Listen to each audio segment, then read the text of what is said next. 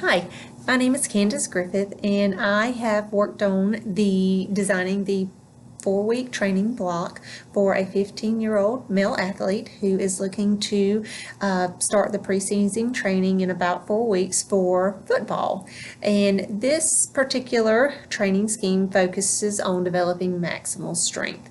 And there were several aspects to consider. We'll start with the weekly setup for the training, and I chose the upper lower body split because doing so allows enough time in between days, in between the focuses, to allow that portion of the body to properly recover. And also it helps focus on those upper and lower body imbalances. So you have one day solely devoted to lower body and the next devoted to upper body, and so that helps to evenly develop them to make sure that there aren't any imbalances between the two as well. And for the next aspect, we looked at the set and rep schemes. And for this particular athlete, he is looking to gain weight. He gained some weight in the previous training block, which was hypertrophy or that built muscle.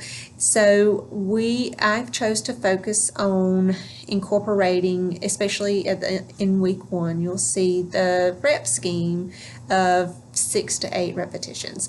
And so that the 8 repetitions lean more so towards the hypertrophy end, but since this is a fairly newer trained athlete, so he doesn't have as much experience and he's not as advanced compared to others. So I chose to start with some exercises with that 8 repetition scheme, as well as that 6 repetition scheme, because that does overlap between hypertrophy and maximal strength.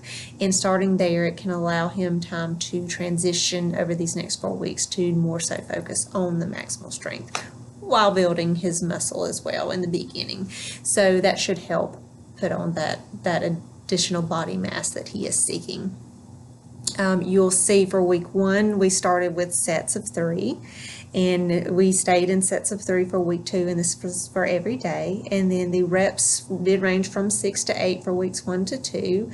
And what we did between week 1 and week 2 is increase the intensity. So for example, the back squat on Monday, it was at 80% of the 1 rep max, and it transitioned to 83% of the 1 rep max.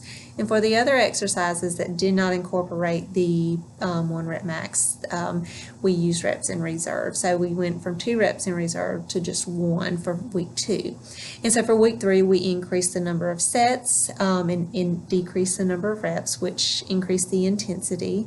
And we followed the same progression with week 4 as we did before. We kept the sets and reps the same as week 3, but we increased the intensity. So it's important to note that for the 1 rep maxes, we did not meet the maximum training load for those movements, and that is to aid in preventing the risk of injury and overtraining as well. So it's really important that we stayed within that percentage of 80% to about 85%, so to stay under that maximum load.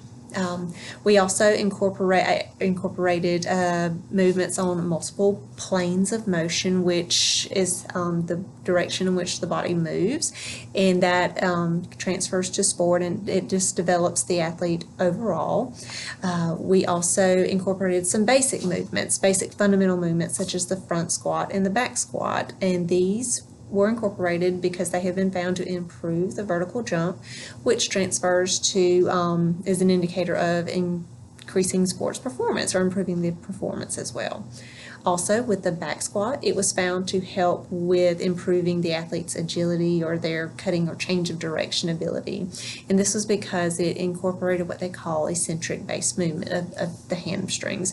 So that means that the muscle is lengthening, and that type of movement is applicable to those certain movements that are changing direction and agility. And so those movements were selected specifically for that. There were other exercises as well that transfer to sport performance.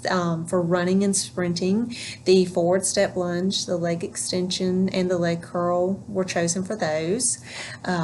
You'll also see that there are some movements that are in a deficit, such as the alternating forward step lunge and the back foot elevated split squat.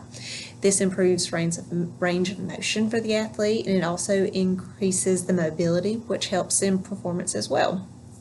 You'll also see that there was unilateral work incorporated, and unilateral just means one-sided, and so that was done for the leg extension, the leg curl, and the shoulder raise. And this transfers to sports since it's more prevalent in gameplay. So typically an athlete's not moving both sides at one time, so that doing so increases their or reduces their injury risk, and it improves their stability as well, which improves their sports performance.